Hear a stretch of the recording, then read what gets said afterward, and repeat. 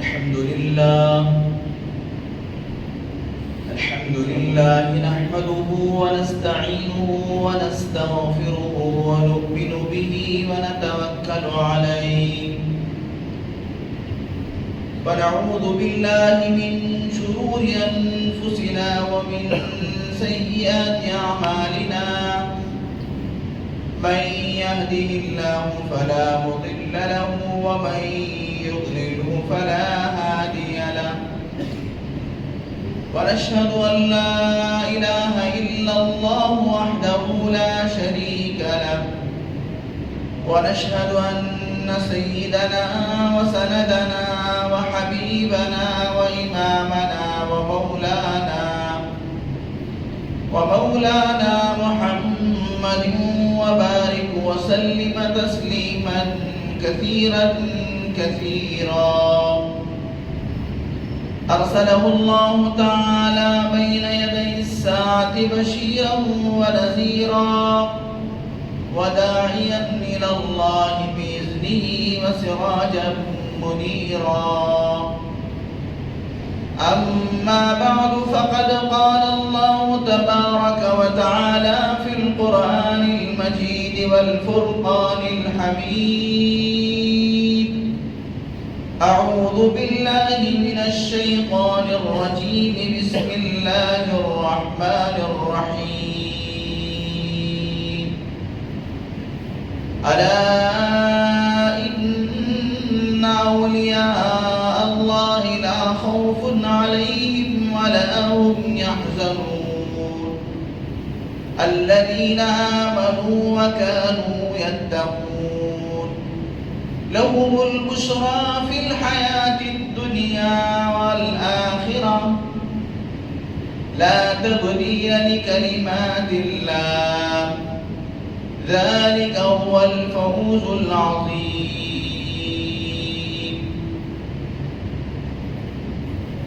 آمنت بالله صدق الله العظيم وصدق رسوله النبي الكريم ونحن على ذلك لمن الشاهدين والشاكرين سبحانك لا علم لنا إلا ما علمتنا إنك أنت العليم الحكيم رب اشرح لي صدري ويسر لي أمري واحلل عقدة من لساني يفقه قولي اللهم صل على سيدنا مولانا محمد في أول كلامنا اللهم صل على سيدنا مولانا محمد في أوسط كلامنا اللهم صل على سيدنا مولانا محمد في آخر كلامنا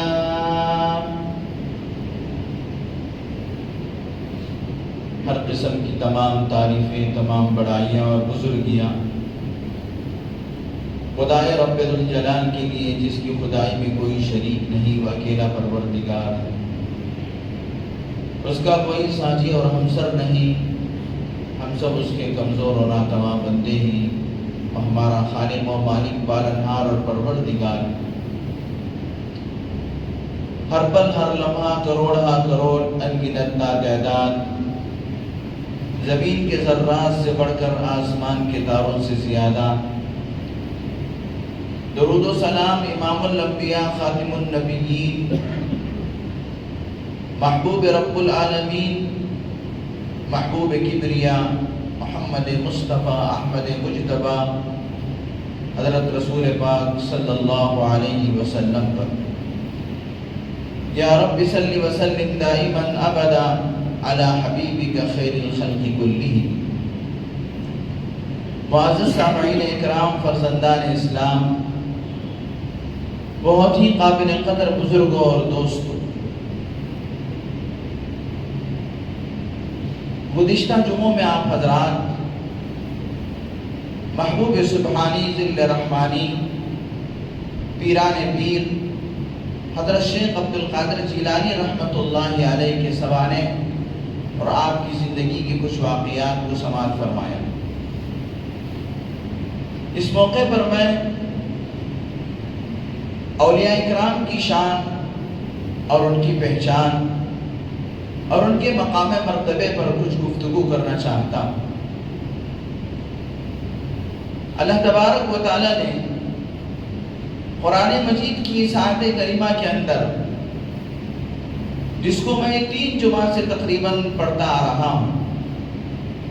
الا ان اولیاء اللہ لا خوف علیہم ولا هم یحزنون، سنو خبردار، اللہ کے ولی وہ ہوتے ہیں جن کو نہ کوئی خوف ہوتا ہے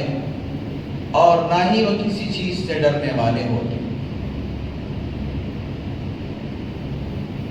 اور اس کے بعد آگے اللہ تبارک و تعالیٰ نے فرمایا الذین آمنوا وکانوا یتقون۔ ولایت کی شرطوں میں 2 چیزیں بہت اہم ہیں۔ ولی اس کو کہا جاتا ہے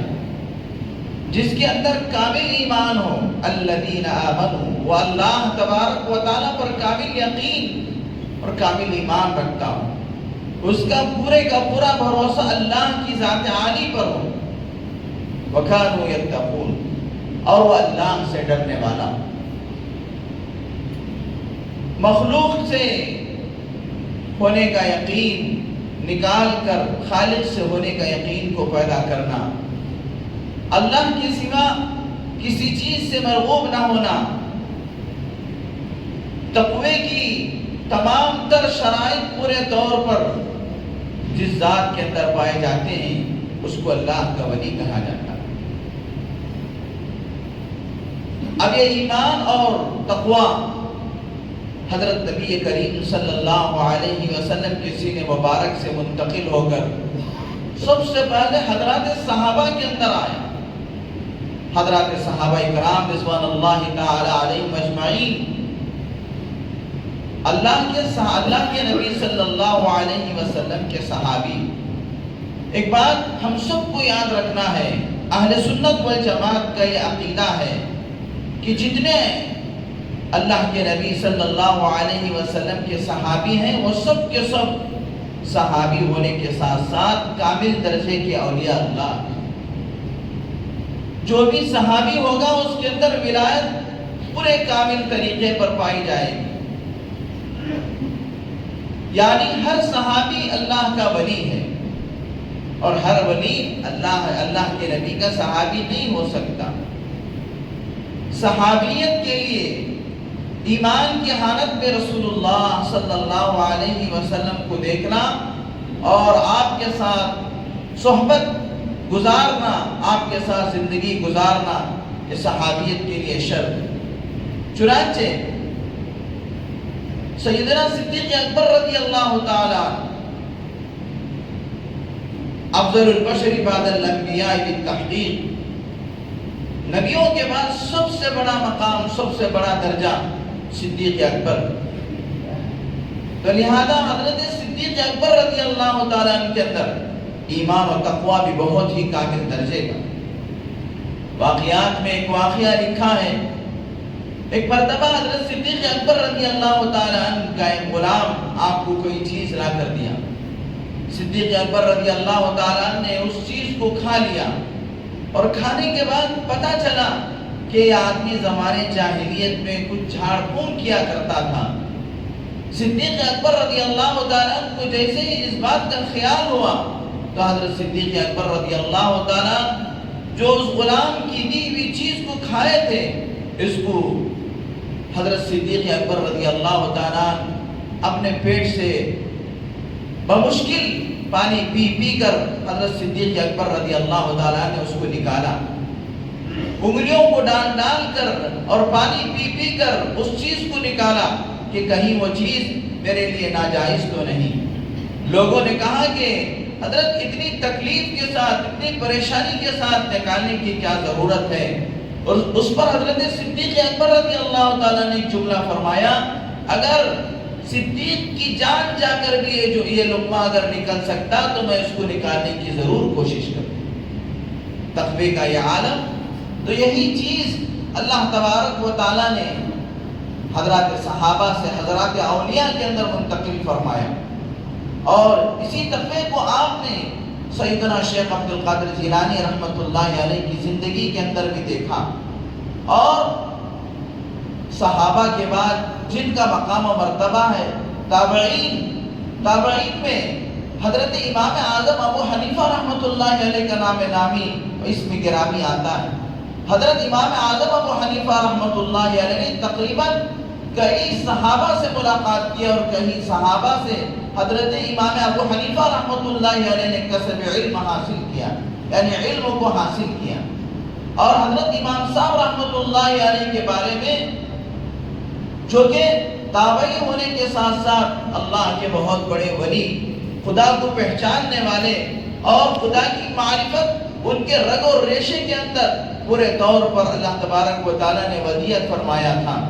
حضرت امام صاحب رحمۃ اللہ علیہ کے بارے میں مشہور ہے، حضرت امام صاحب رحمۃ اللہ علیہ 40 سال عشاء کے وضو سے فجر کی نماز پڑھے، اور تقوی کا یہ عالم تھا کہ ایک مرتبہ دوپہر کے وقت حضرت، جبکہ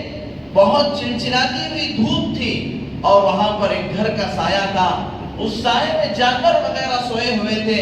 لیکن حضرت اس سائے میں نہیں کھڑے تھے بلکہ دھوپ میں کھڑے ہوئے تھے، جبکہ دھوپ بہت شدت کے ساتھ برس رہی تھی۔ لوگوں نے کہا حضرت اس قدر گرمی برس رہی ہے، دھوپ پڑ رہی ہے، آپ اس دیوار کے سائے میں تھوڑا چھاؤں میں آپ کھڑے ہو جاتے تو آپ کے لیے بہتر تھا۔ تو حضرت نے فرمایا دراصل بات یہ ہے کہ اس گھر والے کا مجھ پر کچھ قرض ہے، اس گھر والے کا مجھ پر کچھ قرض ہے، اگر میں آج اس کے گھر کی چھاؤں میں کھڑے ہو جاؤں تو کہیں وہ سود تو نہ ہو جائے۔ لوگ میرے دوستوں اس باریکی پر غور کریں کہ آج ہم لوگ کس طریقے سے برائیوں کے اندر مبتلا ہو جائیں، اور بالخصوص سود کے اندر لیز پر گھر لے لیتے ہیں۔ لیز کا مطلب یہ ہوتا ہے کہ آدمی کی ضرورت کے واسطے آدمی اپنا گھر رکھ کر سامنے والے سے کچھ پیسے لیتا ہے اپنی مجبوری کی وجہ سے، اس مجبوری کا یہ فائدہ اٹھاتا ہے کہ جتنے دن تک وہ پیسے نہیں دے گا اتنے دن تک وہ گھر کو اپنے لیے استعمال کرتا ہے یا اس کو کرائے پہ دے دیتا ہے، حالانکہ جو چیز رہن رکھی ہوئی ہے وہ امانت ہوتی ہے، اور امانت رکھی ہوئی چیز سے فائدہ اٹھانا ناجائز اور حرام ہوتا ہے۔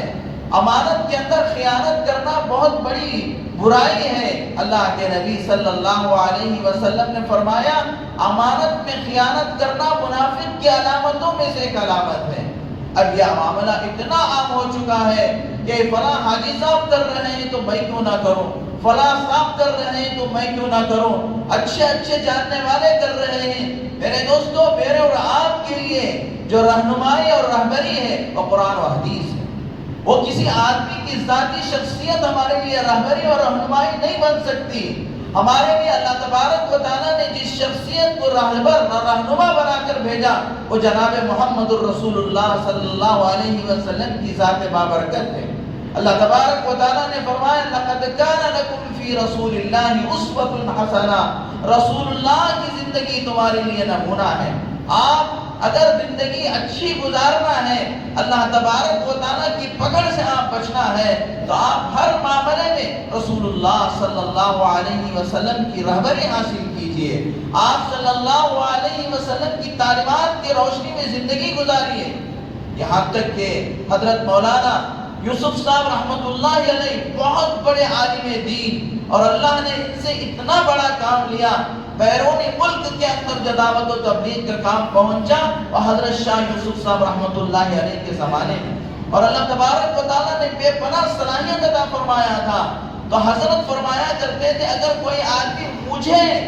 دیکھ کر چلے گا تو بھی گمراہ ہو سکتا ہے، اس لیے کہ میں بھی بشر ہوں، میں بھی انسان ہوں۔ اللہ نے رہبری کے لیے، رہنمائی کے لیے صرف اور صرف حضرت محمد الرسول اللہ صلی اللہ علیہ وسلم کی زندگی کو اور آپ کے نمونے کو اسوہ بنایا ہے، آپ کی زندگی نمونہ ہے، اس لیے کسی حاجی کا عمل اور کسی عالم کا عمل اور کسی پڑھے لکھے کا عمل ہمارے لیے دلیل نہیں بن سکتا شریعت کی ان چیزوں میں جس کے بارے میں اللہ نے اور اللہ کے رسول نے صاف صاف منع کر دیا ہے کہ یہ چیز حرام ہے اور آپ اس چیز کو استعمال نہیں کر سکتے تو ہم نہیں کر سکتے۔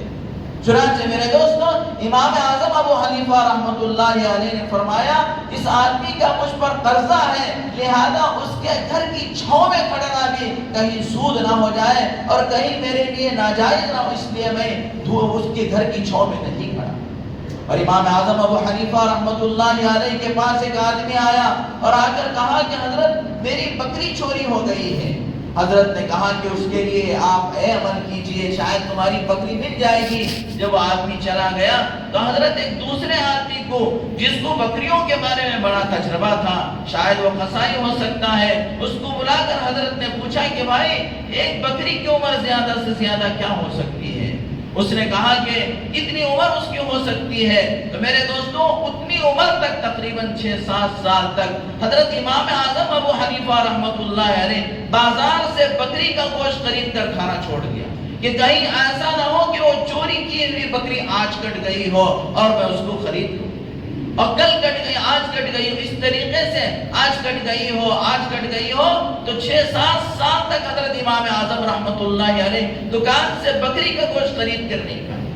ایک مرتبہ امام اعظم ابو حنیفہ رحمۃ اللہ علیہ وہ کپڑے کے بڑے تاجر تھے، تجارت یہ نبیوں کی سنت ہے اور صحابہ کی سنت ہے، اولیاء کی سنت ہے، تابعین تبع تابعین کی سنت ہے، لہذا میرے دوستو تجارت کے بہت سارے اصول ہیں، ان اصولوں کے ساتھ اگر آدمی تجارت کرے گا تو پھر اسے ولایت کے لیے کوئی اور کام کرنے کی ضرورت، وہ بزرگ بننے کے لیے، وہ اللہ کا ولی بننے کے لیے اسے اور کوئی کام کرنے کی ضرورت نہیں، بس ڈھنگ سے وہ تجارت کر لے گا تو اسی تجارت کے لائن سے اللہ اسے ولایت کے مرتبے کو پہنچائے گا۔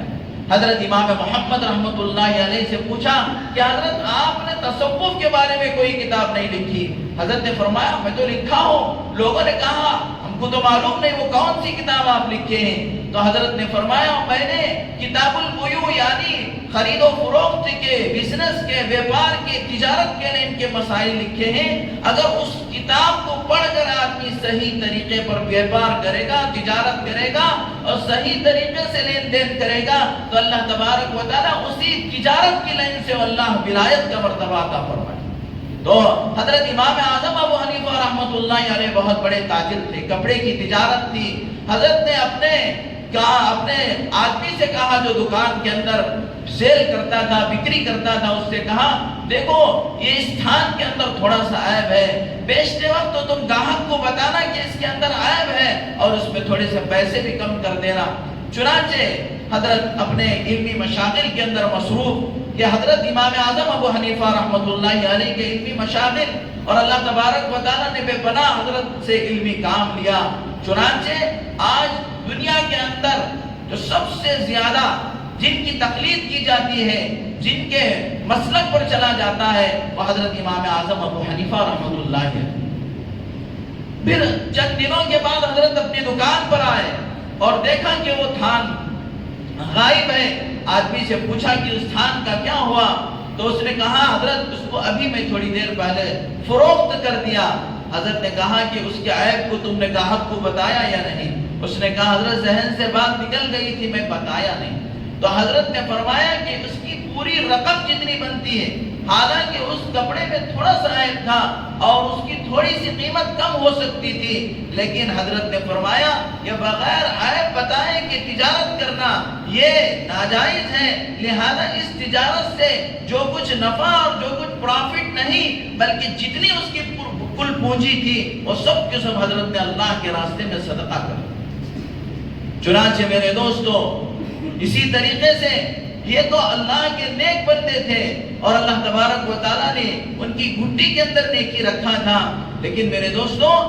زمانے کے بادشاہ لوگوں کے اندر بھی اتنا تقویٰ تھا اتنی پرہیزگاری تھی اور اتنا اللہ کا ڈر تھا، جیسا کہ اللہ تبارک و تعالیٰ قرآن مجید کے اندر فرماتے ہیں الا ان اولیاء اللہ لا خوف علیہم ولا هم يحزنون الذین آمنوا وكانوا يتقون۔ وہ لوگ ہیں جن کے اندر کامل ایمان ہے، جن کے اندر کامل تقوی ہے۔ تو میرے دوستو، اس ہندوستان کے اندر بڑے بڑے اکابر، بڑے بڑے بادشاہ گزرے ہیں، لیکن بادشاہ ہونے کے ساتھ ساتھ وہ وقت کے اولیاء اللہ تھے، وہ اللہ تبارک و تعالیٰ کے محبوب و مقبول بندے تھے۔ انہی لوگوں میں ایک نیک نام حضرت خواجہ قطب الدین بختیار کاکی رحمت اللہ علیہ کا آتا ہے۔ حضرت خواجہ قطب الدین بختیار کاکی رحمت اللہ علیہ زمانے کے بہت بڑے ولی، چنانچہ خواجہ فرید الدین گنج شکر رحمت اللہ علیہ کے وہ استاد محترم ہیں، اور سینکڑوں اولیاء اللہ ان کے پاس دانوں تلمس طے کر کے ان سے معرفت کو سیکھا کرتے تھے۔ حضرت خواجہ قطب الدین بختیار کاکی رحمت اللہ علیہ جب ان کا انتقال ہونے کا وقت قریب ہوا تو انہوں نے وصیت لکھی۔ آج میرے دوستو، ہم کیا وصیت کرتے ہیں کہ میری فلاں کوٹھی فلاں کے لیے، میرا فلاں بینک بیلنس ہو فلاں بیٹے کے لیے، لیکن اللہ کے نیک بندے جو ہوتے ہیں وہ اپنی آخرت کی طرف ان کی توجہ ہوتی ہے، آخرت کی ان کی فکر ہوتی ہے۔ چنانچہ حضرت خواجہ قطب الدین بختیار کاکی رحمت اللہ علیہ نے 4 وصیتیں کی۔ اس میں سے پہلی وصیت یہ تھی کہ میری نماز جنازہ وہ آدمی پڑھائے گا، میری نماز جنازہ وہ آدمی پڑھائے جس کی کبھی زندگی کے اندر تکبیر اولا فوت ہوگا۔ میرے دوستو، ہماری تکبیر اولا کیا فوت ہوتی ہے؟ ہمارے اچھے اچھے لوگ جن کی داڑیاں بھی ہیں، جن کو دینداری کے بارے میں بہت معلوم ہے، نماز جمعہ میں ایسے وقت میں آتے ہیں کہ جب نماز کھڑے ہونے کا وقت ہوتا ہے، اور میرے دوستو سوچتے ہیں کہ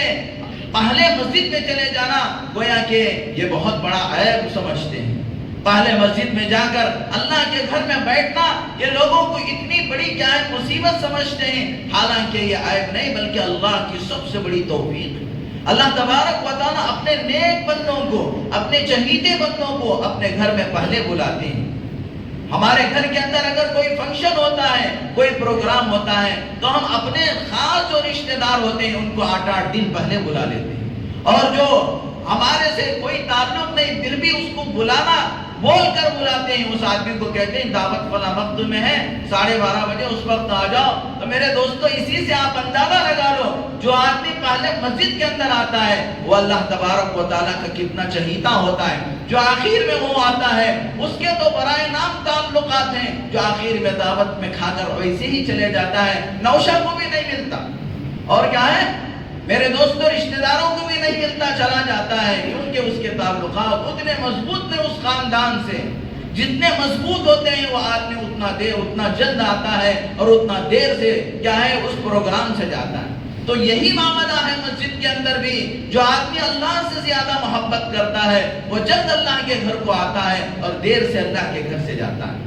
تو اسی سے ہم اپنے ایمان کی کسوٹی کو ہم پرکھ سکتے ہیں، یہی ہمارے لیے تھرمامیٹر ہے کہ ہمارا ایمان کتنا ہے، ہمارا اللہ سے تعلق کتنا ہے، اور اللہ تبارک و تعالیٰ کو کتنا چاہتے ہیں اور اللہ ہم کو کتنا چاہتے ہیں۔ اور میرے دوستو، یہ معاملہ دونوں طرف سے ہوتا ہے۔ اللہ قرآن پاک کے اندر فرماتا ہے فَاذْكُرُونِي أَذْكُرُكُمْ، تم مجھے یاد کرو میں تم کو یاد کروں گا، تم مجھے چاہو میں تم کو چاہوں گا۔ یہ ایسے ہو نہیں سکتا کہ ہم تو کیا ہے اپنے بیپار میں مست مگن ہو، اپنے کاروبار میں مست مگن ہو، اور جب فرصت ملے اس وقت ہم اللہ کو یاد کر لیں اور اللہ ہم کو ہمیشہ یاد رکھے۔ میرے دوستو، یہ تو ہمارا خیالی پلاؤ ہے، اس سے کام بننے کا نہیں۔ چنانچہ میرے دوستو، خواجہ قطب الدین بختیار کاکی رحمت اللہ علیہ نے پہلی شرط لگائی میری نماز جنازہ وہ آدمی پڑھائے گا جس کی کبھی زندگی کے اندر تکبیر اولا فوت نہ ہو۔ اور پھر دوسری شرط انہوں نے یہ لگائی تھی کہ میری نماز جنازہ وہ آدمی پڑھائے جس کی عصر سے پہلے کی سنت نہ چھوٹی ہو، زندگی میں کبھی عصر سے پہلے کی سنت نہ چھوٹی ہو۔ میرے دوستو، عصر کی نماز کے بارے میں اللہ تبارک و تعالیٰ نے قرآن مجید کے اندر فرمایا حافظوا علی الصلاۃ والصلاۃ الوسطیٰ، عصر کی نماز کی خاص طور پہ حفاظت کرو۔ اس وقت تمہارے دکان میں گاہک بہت آتے ہیں، دکان بند کرنے کا وقت ہے، شیطان گاہکوں کو لے آتا ہے تاکہ تمہاری عصر کی نماز چھوٹ جائے اور تمہاری عصر کی نماز ضائع ہو جائے۔ ایک حدیث پاک کے اندر اللہ کے نبی نے فرمایا جس کی عصر کی نماز چھوٹ چھٹی، سمجھو کہ اس کا پورے کا پورا لٹ گیا، اس کا کیا ہے پورا ساز و سامان لٹ گیا، اس کا خاندان لٹ گیا. اتنا بڑا نقصان ہے عصر کی نماز چھوڑنے کا. چنانچہ حضرت خواجہ بختیار کاکی نے فرمایا عصر کی فرض نماز نہیں بلکہ عصر سے پہلے کی سنتیں اس کی زندگی کے اندر چھوٹی نہ ہو وہ میری نماز جنازہ پڑھ. اولیاء اللہ کی شان، اولیاء اللہ کی پہچان. تو لہذا میرے دوستو اولیاء اللہ کو پہچانو اور ان کی زندگیوں کو اپنی زندگی کے اندر لاؤ، ان کی زندگیوں پر اپنی زندگیوں کو اٹھالو. یہ حضرات اولیاء کی اصل تعلیمات یہ ہے. حضرت خواجہ قطب الدین بختیار کاکی رحمت اللہ علیہ نے جو تیسری شرط لگائی میرے دوستوں وہ یہ تھی کہ میری نماز جنازہ وہ آدمی پڑھائے جس کی زندگی کے اندر کبھی تہجد بہت نہ ہو. اللہ اکبر. اللہ تبارک و تعالیٰ نے اپنے نبی حضرت محمد الرسول اللہ صلی اللہ علیہ وسلم سے فرماتے ہیں یا ایھا المدثر قم فانذر یا ایھا المزمل قم اللیل الا قلیلا نصفہ او انقص منہ قلیلا او زد علیہ ورتل القرآن ترتیلا. اے نبی جی آپ اپنی کملی کو اٹھائیے، اے کملی اوڑھنے والوں آپ اٹھ کھڑے ہو جائیے اور رات میں تم اپنے پروردگار کے سامنے کھڑے ہو جائیں. میرے دوستوں تہجد کی نماز یہ اولیاء اللہ کی ولایت کا سب سے بڑا ہتھیار ہے، ولایت کا سب سے بڑا ذریعہ ہے. کوئی بھی ولی اللہ کا ایسا نہیں ہے جس نے تہجد کے بغیر ولی ہو گیا. تہجد ہی کے راستے سے ولایت ملتی ہے. چنانچہ اللہ تبارک و تعالی تہجد کے وقت میں آسمان دنیا پر تشریف لاتے ہیں اور اپنے بندوں سے متوجہ ہو کر فرماتے ہیں ہے کوئی میرا بندہ جو مجھ سے مانگنے والا میں اس کو عطا کروں، ہے کوئی حاجت روا میں اس کی حاجت پورا کروں، ہے کوئی ضرورت والا اس کی ضرورت کو میں پورا کروں. جبکہ تمام دنیا کے لوگ سو رہے ہو وہ اللہ کے دربار میں کھڑے ہو کر اللہ کی حمد و ثنا بیان کرے اور نماز سے فارغ ہو کر خدا کے دربار میں ہاتھ اٹھا کر گرم گرم آنسو ٹپکائے تو پھر میرے دوستو اللہ کو جو پیار آتا ہے اور اللہ تبارک و تعالیٰ اس بندے کو جو جتنا اپنے قریب کرتے ہیں اس کا تصور ہم نہیں کر سکتے. تہجد کا مزہ تہجد پڑھنے والوں کو معلوم ہے، تہجد کا مزہ تہجد کی پابندی کرنے والوں کو معلوم ہے. تہجد کی نماز پڑھ کر تو دیکھو اللہ تعالیٰ زندگی میں کیسے سکون لاتے ہیں. تہجد کی نماز پڑھ کر تو دیکھو اللہ تعالیٰ مسائل کو کیسے حل فرماتے ہیں. تہجد کی نماز کی فضیلت اتنی بڑی اللہ کے نبی صلی اللہ علیہ وسلم ہمیشہ تہجد کی نماز پڑھا کرتے تھے. چنانچہ میرے دوستو خواجہ قطب الدین بختیار کاکی نے فرمایا میری نماز جنازہ میں دنیا سے جا رہا ہوں، میری نماز جنازہ وہ آدمی پڑھائے گا جس کی کبھی تہجد کی نماز فوت ہو کر. حضرت خواجہ قطب الدین بختیاری کاکی کو معلوم تھا کہ میرے لوگوں میں کچھ لوگ ایسے ہیں جن کے اندر یہ تمام چیزیں، جبھی تو کیا ہے انہوں نے شرائط لائی. اور اس کے بعد میرے دوستو جو چوتھی شرط بڑی تگڑی شرط تھی حضرت خواجہ قطب الدین بختیار کاکی نے فرمایا میری نماز جنازہ وہ آدمی پڑھائے گا جس نے کبھی زندگی میں ماں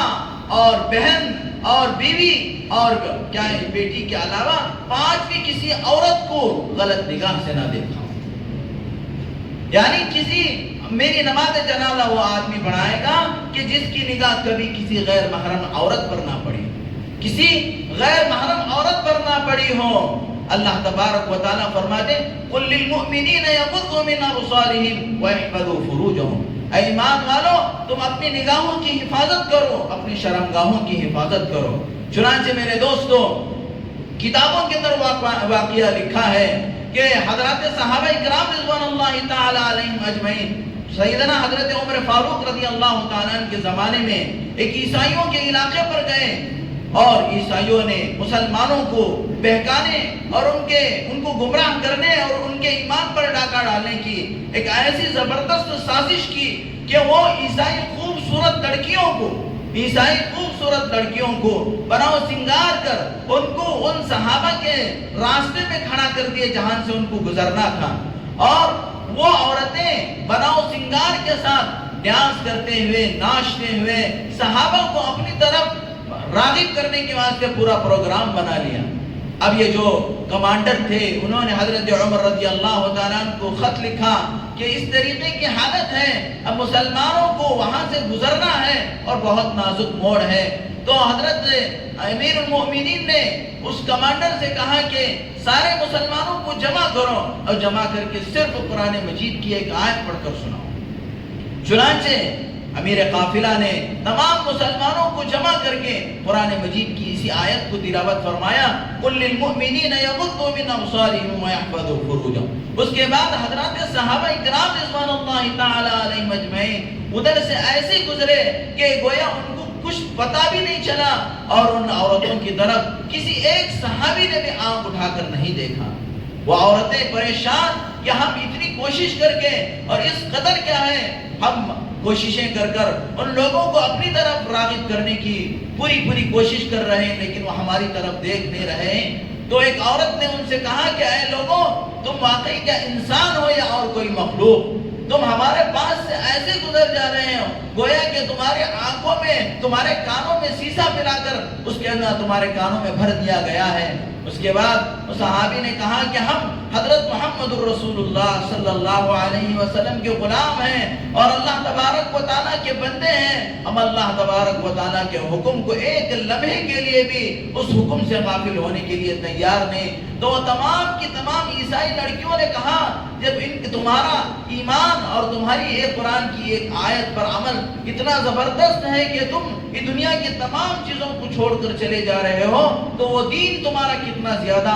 بہتر ہوگا اور اس کے اندر کتنی بھلائی ہوگی، لہذا ہم سب کے سب کلمہ پڑھنے کے لیے تیار۔ تو تمام عیسائی عورتوں نے اسی وقت کلمہ پڑھ کر مسلمان ہو۔ چنانچہ میرے دوستو، اللہ تبارک و تعالیٰ نے حضرات اولیاء اللہ کو ایسی فراست اور ایسا تقوی اور ایسا اللہ تبارک و تعالیٰ نے ان کے اندر ایسی قوت رکھا ہوا ہوتا ہے کہ جس کی وجہ سے وہ مشتبہ چیزوں کو بھی ہاتھ نہیں لگا۔ قریب کے زمانے کے بزرگ ہیں مرزا مظہر جان جانا رحمت اللہ علیہ، مرزا مظہر جان جانا رحمت اللہ علیہ۔ چنانچہ ان کے پاس ایک آدمی انگور کا خوشہ لے کر آیا اور حضرت کو تحفے میں پیش کیا۔ حضرت نے اس کا ایک دانہ توڑ کر ابھی منہ کے اندر رکھا اور کہا کہ یہ انگور میں نہیں کھاؤں گا۔ اس آدمی نے کہا حضرت میں اس انگور کو بازار سے خرید کر لایا ہوں، حلال پیسوں سے خرید کر لایا ہوں۔ حضرت نے کہا نہیں، اس میں مجھے مردوں کی بو آ رہی۔ اس آدمی نے تعجب ہو گیا، حضرت میں تو اس کو حلال طریقے سے صحیح پیسے سے بازار سے خرید کے آیا ہوں۔ حضرت نے کہا نہیں، مجھے اس میں مردوں کی بو آ رہی۔ چنانچہ وہ آدمی بازار گیا، اس آدمی سے پوچھا جس سے انگور خریدا تھا کہ بھائی یہ انگور کیسے ہیں؟ اس نے کہا کہ ایک آدمی خریے سے آتا ہے، وہ انگور لاتا ہے، میں اس سے خریدتا ہوں اور خرید کے میں بیچ۔ اس کے بعد اس آدمی نے کہا کہ اس آدمی سے پوچھو کہ وہ انگور کیسے لاتا ہے۔ تو پتہ چلا کہ وہ جو خریے والا آدمی ہے، وہ جو باغ والا آدمی ہے، وہ قبرستان کی جگہ میں انگور کے پیڑ لگایا ہوا ہے،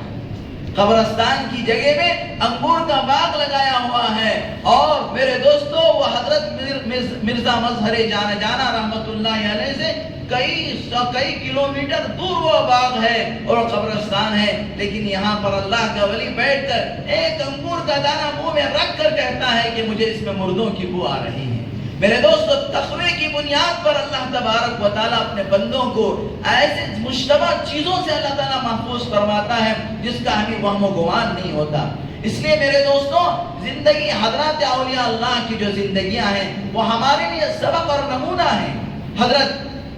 عالمگیر رحمت اللہ علیہ، جن کا نام ہم سب کو معلوم کہ انہوں نے اس ہندوستان پر تقریباً 50 سال سے زائد حکومت کی۔ حضرت عالمگیر رحمت اللہ علیہ، ان کے باپ شاہجہاں جنہوں نے لال قلعہ بنوایا، جامع مسجد بنوایا، تاج محل بنوایا اور دنیا ہندوستان کو بہت ساری چیزیں ایسے عطا کیے جن کی بنیاد پر آج بھی ہماری حکومت ان کی کیا ہے، ان کی کیے کردے کا کیا ہے بھی حاصل کر کے وہ اس کے اوپر فخر کرتے ہیں۔ چنانچہ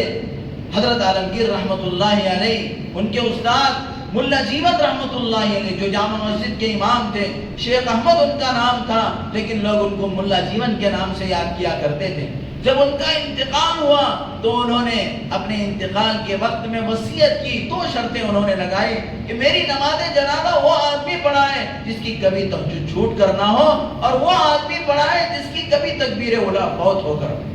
چنانچہ میرے دوستوں بڑا جم غفیر تھا، لاکھوں کی تعداد تھی، دلی کی جامع مسجد کے اندر جنازہ رکھا ہوا تھا، کوئی آدمی آگے بڑھنے کو تیار نہیں تھا۔ اتنے میں میرے دوستو وقت کا بادشاہ عالمگیر رحمت اللہ علیہ آگے بڑھتے ہیں اور کہتے ہیں کہ الحمدللہ یہ دونوں چیزیں میرے اندر موجود ہیں، میں نے زندگی میں ہوش سنبھالنے کے بعد سے کبھی تہجد داغا نہیں کیا، جبکہ میرے دوستو وقت کا بادشاہ ہے، اور فرمایا میرے ہوش سنبھالنے کے بعد سے کبھی تکبیر اولیٰ میری فوت نہیں ہوئی۔ چنانچہ میرے دوستو ان اکابر ان اولیاء اللہ کی زندگیوں سے ہمیں جو سبق ملتا ہے وہ یہی ہے کہ ہم نمازوں کی پابندی کریں، ہم تہجد کی پابندی کریں، ہم تکبیر اولیٰ کی پابندی کریں، اپنی زندگی کو پاک و صاف ستھری زندگی بنائیں، حرام سے بچنے کی کوشش کریں، حرام کے ایک ایک دانے سے ہم بچنے کی کوشش کریں، ہمارے اندر تقویٰ اور پرہیزگاری آئے، اسی کی بنیاد پر اللہ ہماری دنیا میں کامیاب فرماتے ہیں اور ہماری آخرت کے اندر بھی 4 چاند لگتے ہیں۔